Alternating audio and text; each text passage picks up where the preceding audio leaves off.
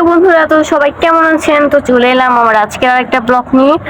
তো আজকে হচ্ছে আমি ব্লগ করছি। তো আমি এখন আমার ছাদ বাগান থেকে ফুলগুলো তুলছি।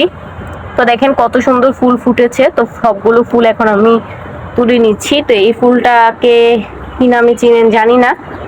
তো অনেকে হচ্ছে বিস্কুট ফুল বলে। তো আমি হচ্ছে এখন নয়নতারা ফুলগুলো ছিঁড়ে নিচ্ছি। তো আপনাদের কাছে কেমন লাগছে কিন্তু আমাকে অবশ্যই কমেন্টে বলবেন। তো দেখেন তার সাথে এখানে হচ্ছে রানী গোলাপি ফুল ফুটেছে। তো রানী গোলাপি ফুল ফুটেছে দুইটা। তো এখন আমি দুইটা একটু ছিঁড়ে নিলাম। এই যে আরেকটা ফুটেছে, সরি, তিনটা ফুল ফুটেছে। তারপরে হচ্ছে এখানে ফুল ফুটেছে হচ্ছে সাদা নীলকণ্ঠ। তো দেখেন কত সুন্দর সাদা নীলকণ্ঠ ফুলটা। ওহ, অনেক সুন্দর। তো এই গাছে ফুটে নাই, আর ফুটে নাই মনে হয়, না আর ফুটে নাই। তো এখন আমি কয়েকটা তুলসী পাতা ছিঁড়ে নিব। তো এদিকেও কোনো ফুল ফুটে নাই।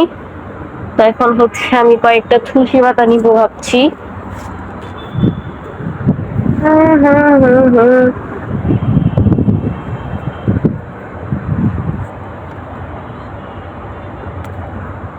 আমি 8টা তুলসী পাতা ছিঁড়ে নিব।